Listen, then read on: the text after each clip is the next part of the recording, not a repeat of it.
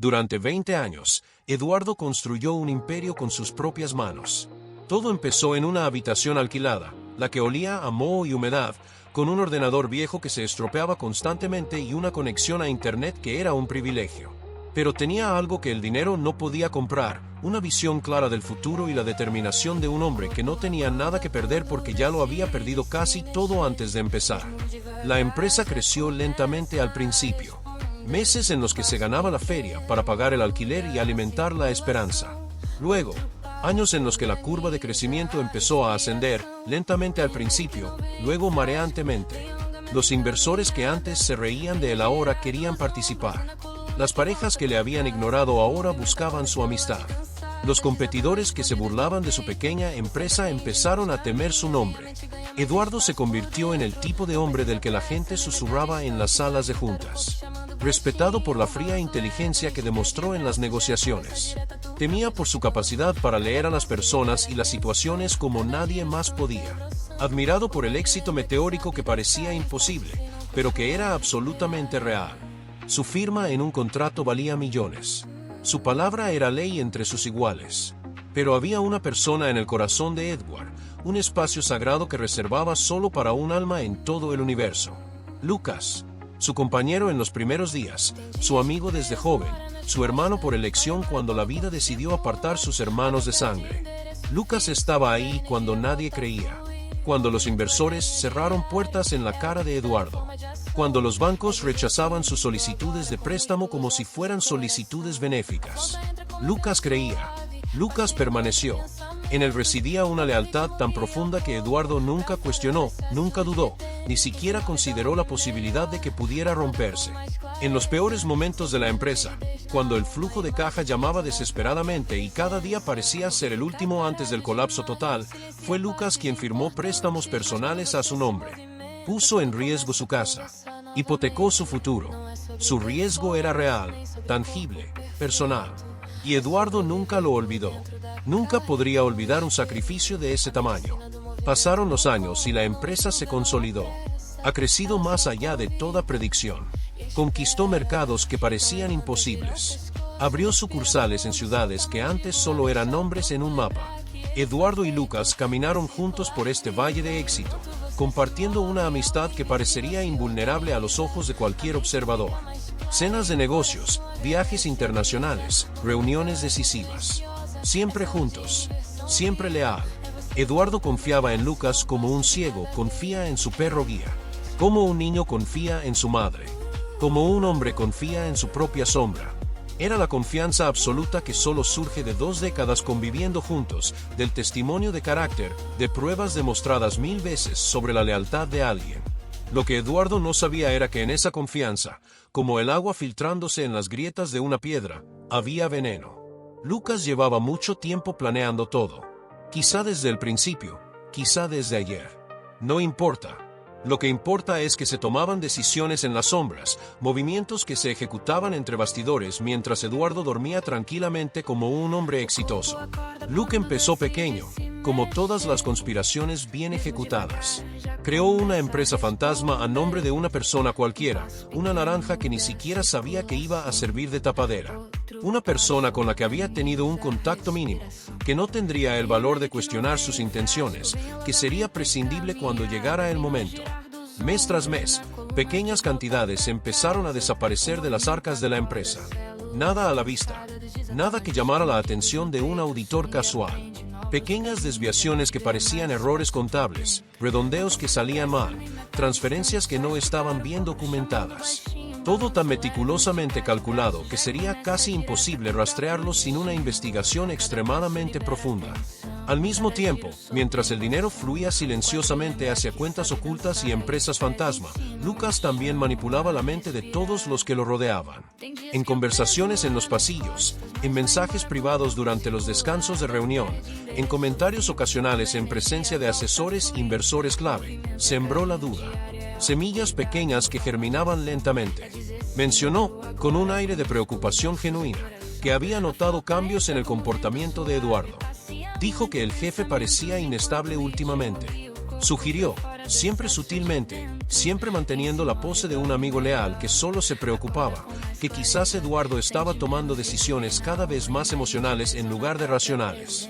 Susurró, con tono confidencial, que quizá era hora de pensar en un liderazgo compartido, o incluso en una transición de poder por motivos de salud mental. Sabía cómo sembrar esas dudas.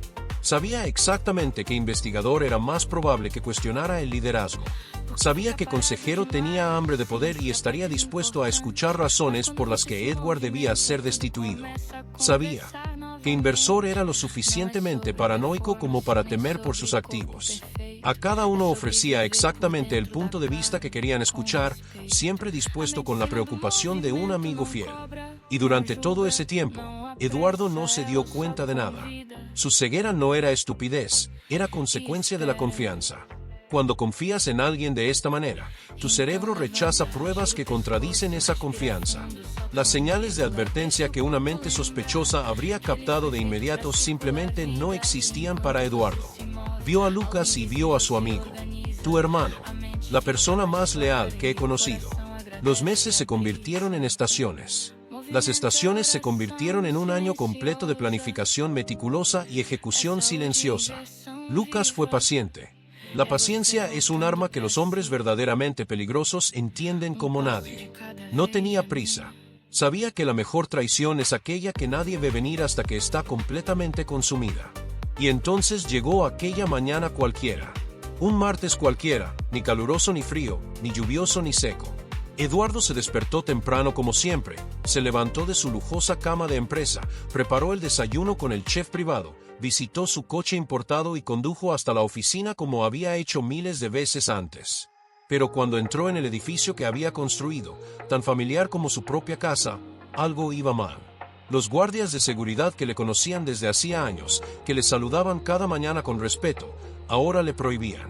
Sus órdenes no tenían autoridad. Sus cartas no funcionaban. Intentó subir al ascensor y lo detuvieron. La confusión dio paso al pánico. Llamó a su secretaria y descubrió que la habían reemplazado. Intentó acceder al servidor central y vio que sus credenciales habían sido revocadas.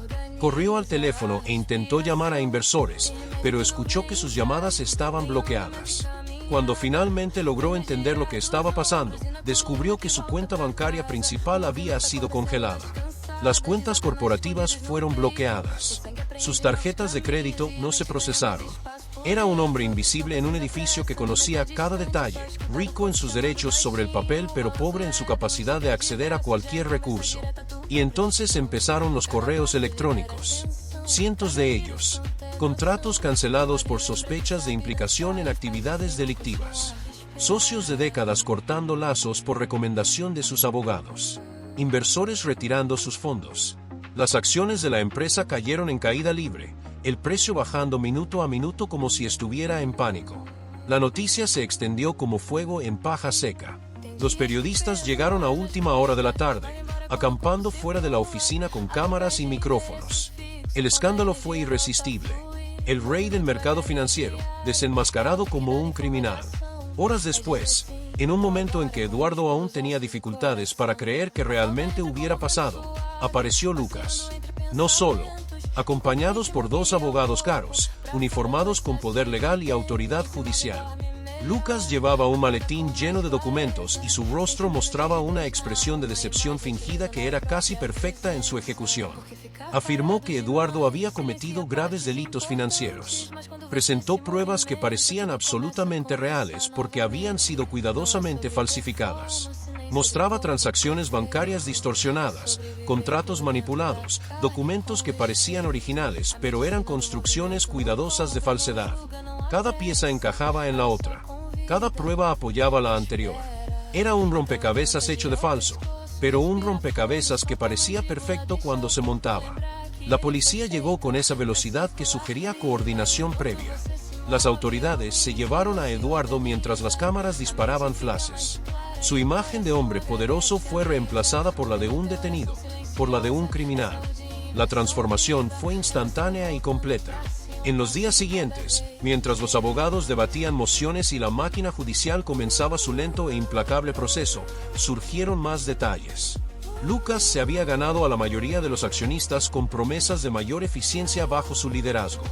Ya era oficialmente el nuevo CEO. La compañía que Edward había construido con sus dos manos, que había sido la manifestación física de su inteligencia y esfuerzo, ahora pertenecía a su traidor. Eduardo perdió el control, perdió el acceso, perdió los bienes que había acumulado durante décadas, perdió el nombre que había construido con tanta dificultad. Los medios lo crucificaban a diario. Los informativos diseccionaban su caída como si fuera un entretenimiento público. El análisis experto intentó entender cómo el genio se había convertido en criminal. En menos de una semana, el hombre más poderoso del sector se había convertido en una noticia de escándalo, una advertencia que los padres mencionan a sus hijos como ejemplo de lo que no se debe hacer, con un nombre susurrado en los pasillos como sinónimo de corrupción. Los amigos desaparecían a la velocidad de la luz. Las personas que compartían mesas en restaurantes de lujo ahora fingían no conocerle. Las puertas que se habían abierto para él ahora seguían cerradas con llave. Las llamadas telefónicas no fueron devueltas. Los correos electrónicos fueron ignorados. Era como si alguien hubiera borrado a Eduardo de un mapa social que él mismo había ayudado a dibujar. Eduardo pasó de ser un empresario de lujo a un hombre sin nada en un plazo que la mente humana tiene dificultades para procesar. De la noche a la mañana, la mayoría de las propiedades fueron confiscadas, congeladas o transferidas en liquidación para cubrir los supuestos delitos. El ático de su ático se volvió inaccesible. Sus coches se vendieron. Su cuenta bancaria seguía vacía. Se mudó a una pequeña habitación en una pensión a las afueras del pueblo. Una habitación que olía a desesperación y anhelo. Una habitación cuyo tamaño era casi una décima parte de su antiguo armario. Una habitación donde un hombre que había dormido sobre una sábana de seda yacía ahora sobre un colchón fino que crujía con cada movimiento. En esa habitación, durante meses, Eduardo vivió casi por completo en las sombras. No salgas durante el día para evitar que te reconozcan.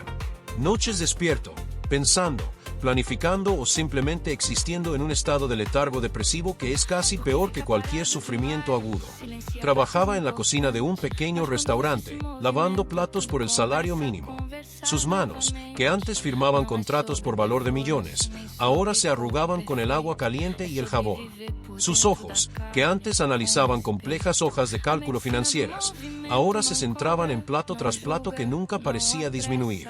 Dormía poco, comía aún menos, caminaba con los hombros encorvados, como si llevara un peso invisible que lo empujaba al suelo. Y siempre había una pregunta en su cabeza, un mantra de autointerrogación que no dejaba de aparecer en su mente. ¿Cómo no vi quién era realmente Lucas? ¿Cómo pudo un hombre inteligente y perspicaz, acostumbrado a leer a las personas y las situaciones, ser tan fácilmente ciego? Esta pregunta se convirtió en una obsesión. Se convirtió en culpa. Se convirtió en el combustible que ardía lentamente dentro de él durante las noches sin dormir, durante los días lavando los platos, durante los momentos en que se permitía pensar en todo lo que había perdido. Pero había algo que Luke no había considerado en su meticulosa planificación. No había considerado que la paciencia de un hombre que lo ha perdido todo es diferente de la paciencia de un hombre que aún tiene algo que defender. Es la paciencia de alguien que ya ha tocado profundamente, que ha sentido lo peor y, por tanto, ya no tiene miedo. Trabajando en esa cocina, sirviendo mesas cuando necesitaba un turno doble, Eduardo conoció a una mujer. Se llamaba Elena. Había sido auditora financiera en una gran empresa hace unos años. Una empresa que, casualmente, era uno de los clientes importantes de Eduardo. Cuando la empresa tuvo que hacer recortes presupuestarios, Elena fue una de las descartadas. Despedido por la propia empresa de Eduardo, para ser exactos. Había sido buena en su trabajo, competente, diligente, pero no lo suficientemente esencial para mantener su puesto cuando las cosas se ponían difíciles. Elena llevaba su propia amargura, su propia historia de injusticia. Cuando reconoció a Eduardo en la cocina, no como el empresario de la televisión, sino como un hombre bajando la cabeza para lavar otro montón de platos, vio a alguien que había sufrido una caída diferente a la que ella había experimentado. Pero una gota al fin y al cabo. Empezaron a hablar, poco a poco, con desconfianza inicial que poco a poco dio paso a la empatía. Eduardo fue honesto sobre su caso. Contó sobre la traición, sobre Lucas, sobre las pruebas que parecían irrefutables.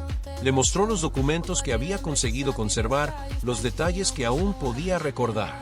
Elena escuchaba con la mentalidad entrenada de alguien que ha pasado su vida comprobando números, registrando transacciones bancarias, buscando inconsistencias. Algo en su historia no cuadraba con ella. Algo que alguien menos entrenado quizá no se diera cuenta. Se ofreció a investigar. No por Edward al principio, sino porque la idea de una conspiración tan bien ejecutada resultaba intelectualmente interesante para alguien con sus habilidades. Porque la justicia, aunque sea personal y con años de retraso, sigue siendo justicia. Juntos, durante las noches después del trabajo, mientras la mayoría dormía, empezaron a investigar las huellas digitales que dejó Lucas. Utilizando ordenadores públicos en bibliotecas, credenciales recuperadas y conocimientos internos que Elena aún poseía, empezaron a rastrear el camino del dinero. Empezaron a aparecer compañías fantasma. Uno aquí, otro allá, patrones de movimiento que no tenían sentido a menos que supieras exactamente qué buscar. Cuentas ocultas. Traslados que habían sido cuidadosamente disfrazados como operaciones legítimas. Correos que Lucas había intentado borrar, pero que seguían en servidores de respaldo que no sabía que existían. Me llevó casi un año entero. Meses y meses de trabajo sin compensación económica, solo la compensación intangible de quizá, solo quizá, descubrir la verdad. Hubo noches en las que parecía imposible. Hubo momentos en que las vías desaparecieron en un callejón sin salida. Hubo momentos en los que ambos se preguntaban si estaban perdiendo su tiempo y energía en un futuro que nunca llegaría. Pero los fragmentos siguieron encajando. Un correo electrónico confirmó la existencia de una cuenta que mencionaban los documentos falsificados. Un análisis del código de una transacción reveló que se había realizado a partir de un ordenador que usaba Lucas. Un registro de un servidor mostró que los documentos habían sido modificados en fechas que no coincidían con lo que alegaban los documentos. Poco a poco, un enigma de verdad empezó a tomar forma.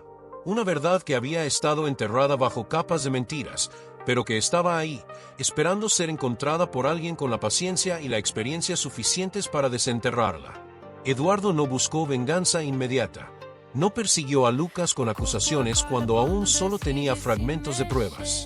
Entendía, para que solo un hombre destruido por descuido pudiera entender, que la verdad debía construirse con meticulosidad, que las acusaciones deben ser irrefutables, que la justicia es un mejor trato cuando se ejecuta con precisión. Esperó, fue acumulando pruebas tras pruebas. Organizó todo en carpetas cuidadosamente documentadas. Preparó presentaciones que explicaban, en términos que incluso un profano podía entender, exactamente cómo se había perpetrado el fraude. Y mientras esperaba, Lucas continuó su nueva vida como el exitoso CEO de la empresa que había robado. Disfrutó del éxito que había construido sobre la piel de su víctima. Ofreció entrevistas a publicaciones empresariales sobre su visión innovadora. Recibió premios por liderazgo. Construyó una narrativa pública de que él era el verdadero genio detrás de la empresa, que Eduardo era solo un empresario afortunado que había tenido suerte en las primeras decisiones. Luego llegó un gran evento. Uno de esos eventos que definen la industria y a los que asisten todos los grandes mercados financieros, que se retransmiten en directo para cientos de miles de personas. Un evento en el que Lucas sería homenajeado como el nuevo genio del mercado. Recibió un premio por liderazgo visionario. Habría aplausos. Habría elogios. Habría una celebración pública de su victoria. Era el momento perfecto. Apareció Eduardo. No de forma anunciada. No de una manera esperada. Simplemente apareció en el vestíbulo del auditorio donde se celebraba el evento, caminando hacia el escenario mientras hablaba sobre liderazgo e innovación. Era casi irreconocible. Los años de duro trabajo en el servicio doméstico le habían hecho más delgado. Su ropa era sencilla, la misma que llevaba en la cocina donde trabajaba. Su cabello era gris, su rostro marcado por las profundas líneas que la injusticia talla en quienes la sufren. Pero llevaba algo que en ese momento le hacía inconfundible: pruebas. Carpetas llenas de documentación, grabaciones de audio, correos impresos, contratos falsificados junto a los originales. Todo lo que él y Elena habían reunido durante ese largo año de investigación privada.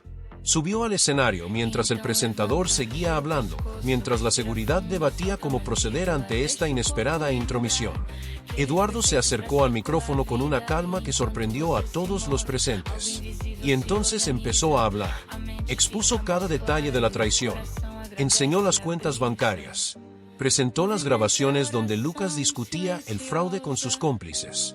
Leía los correos en voz alta, los mensajes privados donde Lucas se jactaba de su manipulación de Eduardo.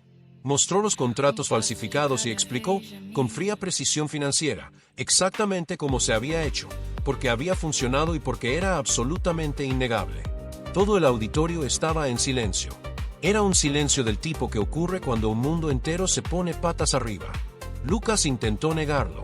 Intentó levantarse y protestar. Sus palabras salieron como un tartamudeo, como el balbuceo de un hombre cuya estructura real se había destruido en cuestión de minutos. Sus ojos buscan la salida, la forma de escapar, la forma de transformar esta narrativa de nuevo en algo que pueda controlar. Pero no había vuelta atrás. Había cámaras. Había periodistas. Había investigadores policiales que, alertados de la posible presencia de pruebas de delitos financieros, ya estaban tras bambalinas. Minutos después, Lucas estaba esposado allí mismo en el escenario, bajo la mirada de cientos de personas, bajo las cámaras que transmitían a cientos de miles más. La humillación pública fue completa y absoluta. El espectáculo de la caída fue tan dramático como el espectáculo de su ascenso. Eduardo no recuperó todo ese día. La empresa no volvió a sus manos. El tiempo perdido no se recuperó. Las amistades no se han restaurado. La herencia que había perdido no reapareció mágicamente porque la verdad hubiera salido a la luz. Pero recuperó algo que para un hombre destruido por mentiras era más valioso que cualquier suma de dinero. Recuperó su verdad. Recuperó su nombre. Recuperó su dignidad. Los procesos legales que siguieron fueron largos y complejos, pero esta vez Eduardo estaba del lado que decía la verdad. Los investigadores forenses confirmaron todo lo que había descubierto. El tribunal reconoció que las pruebas eran irrefutables. Lucas fue condenado. Su carrera quedó destruida. Les fue arrebatada la libertad. Los medios que habían crucificado a Eduardo empezaron a cuestionar su cobertura anterior. No hubo retractaciones universales, pero sí se reconoció que habían sido engañados, que habían ayudado a propagar una mentira porque la mentira se había contado de una forma que parecía cierta. Eduardo volvió al trabajo, no inmediatamente como el gran empresario de antaño, porque las empresas no quieren estar asociadas con la controversia, aunque seas vengativo. Pero volvió a trabajar en su campo. Empezó pequeño otra vez, como había empezado hace 20 años. Con una habitación alquilada y determinación. Esta vez, sin embargo, sabía algo que antes no sabía. Sabía que la confianza es un arma de doble filo. Sabía que incluso los mejores juicios de carácter pueden ser engañados. Sabía que la lealtad no siempre es recíproca, incluso cuando parece serlo. Y aprendió la lección más dura de todas, la vía difícil de aprender, a través de un sufrimiento casi insoportable, que no toda traición viene con gritos. No toda la deshonestidad viene acompañada de la claridad de una puñalada frontal. Algunas traiciones vienen disfrazadas de amor. Algunos venían con abrazos. Algunas traiciones vienen de las personas más cercanas, de quienes pones tu corazón, de quienes consideras familia. Y esas traiciones, las que vienen con el rostro de alguien a quien quieres, son las que dejan cicatrices que quizá nunca sanen del todo. Pero también aprendió que el silencio es un arma poderosa. Que la paciencia de un hombre que lo ha perdido todo es diferente. Que la verdad, incluso enterrada bajo años de mentiras, puede ser excavada. Y esa justicia, incluso tardía, incluso insuficiente para compensar plenamente la injusticia inicial, sigue siendo justicia. Eduardo nunca olvidó a Lucas. Nunca dejó de preguntarse cómo no lo había visto. Nunca dejó de llevar la marca de esa experiencia. Pero siguió adelante. Siguió construyendo. Siguió viviendo. Y aprendió a confiar de nuevo, pero de otra manera. Una confianza más cuidadosa. Una confianza que mantiene una parte de sí misma reservada, una parte que protege.